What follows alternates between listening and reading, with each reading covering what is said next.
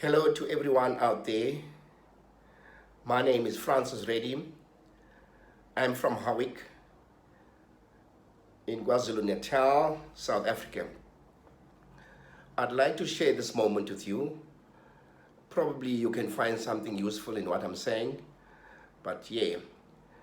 Several weeks ago, I was diagnosed with rectal cancer, and I was attending hospital for something else, and I shared with my doctor that I wasn't feeling comfortable and I could see a bit of blood in my stool, and he then said, let's book you in for a colonoscopy and we will check.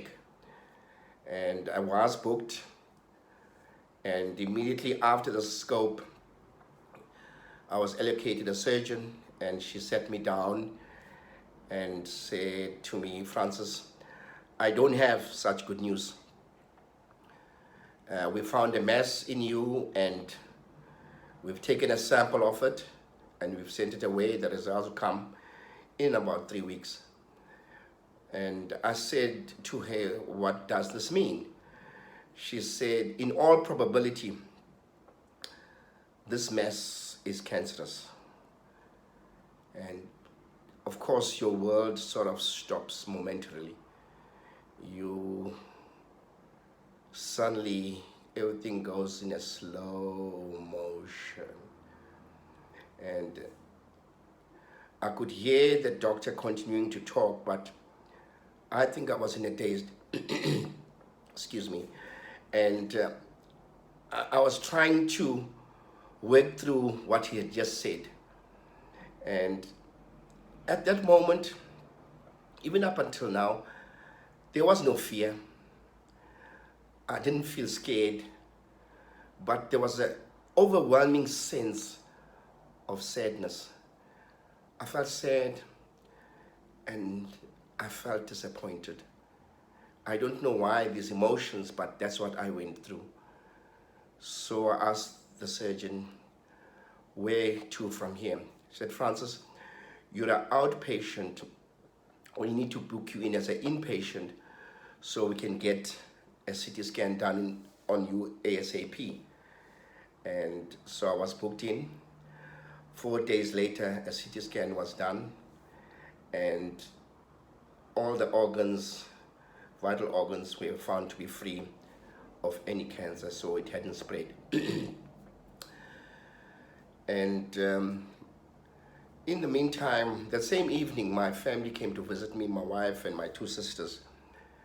And later on, when I was discharged, they said, Francis, we didn't want to tell you, but you looked sick when you were in hospital. And this is 3 or 4 hours after I was told the news. I am a very fit person. From school days, primary school days, I was an athlete, top athlete in school. I played soccer. Even up until I was 22, I played soccer. I cycled to school over a distance of 25 kilometers for at least half the year. I did boxing. I was just a super athlete. And even up till now, I still do bodybuilding.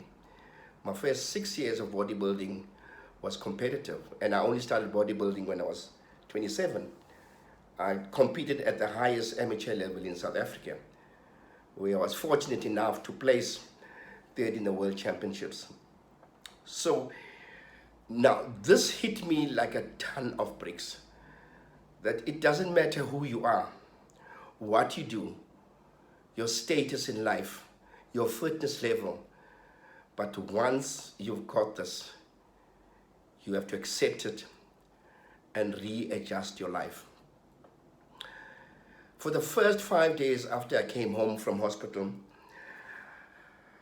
I had to reimagine my life. And I wasn't, everything was hazy.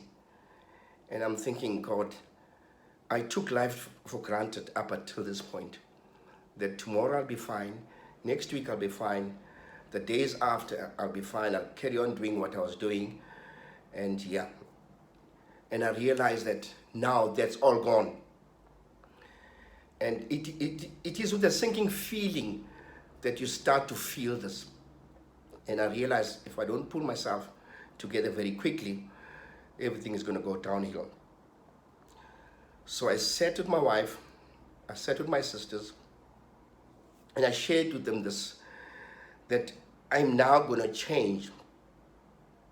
I'm going to approach this whole thing more positively.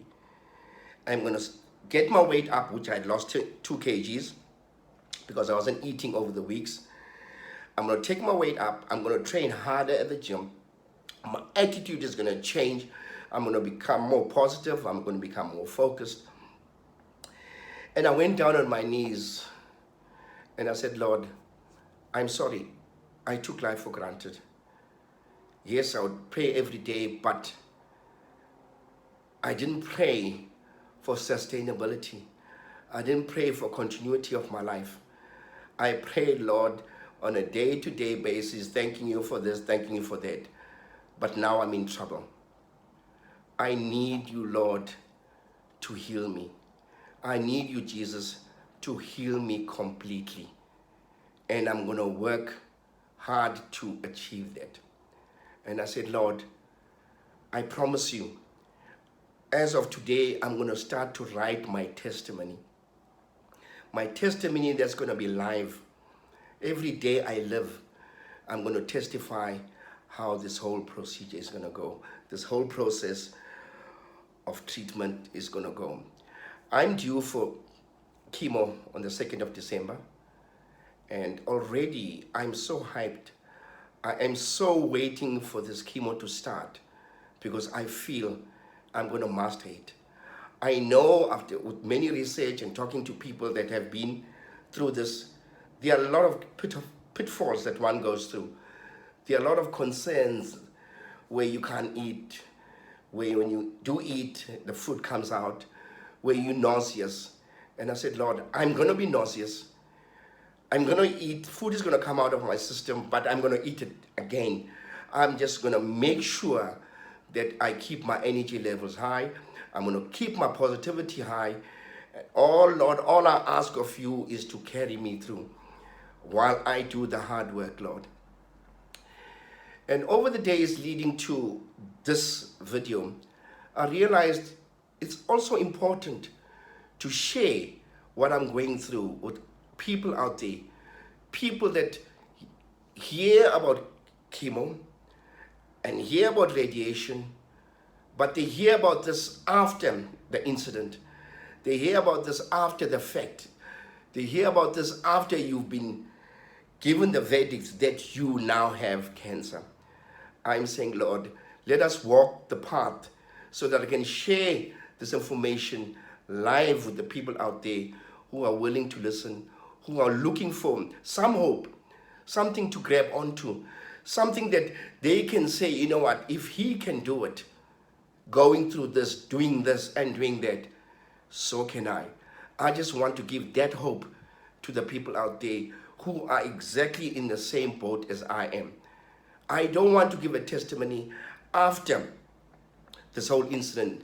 Lord, I want to give the testimony as I go, to show, Lord, that you are powerful, to glorify your name every step of the way up until I reach the end point where I am completely healed and I can say, thank you, Jesus. But I need to share this moment with the people out there because I believe there are a lot of people that would need some assistance in some way. And if I can contribute one iota of that crucial information sharing to them, that you know what, it can be done. All is not lost. As long as we have a positive mind, as long as we have a superior being guiding this boat as we go through. Yes, we will have bad days. The idea is to turn those bad days into average days and turn those good days into better days, that we can master this. Cancer is not a killer. Sometimes we kill ourselves because we are already in a negative mode. We are already have become victims of this cancer. I'm not going to become a victim of a cancer. I'm going to win this. And I want to win this with all of us on board. Thank you. My next video will follow. Bye.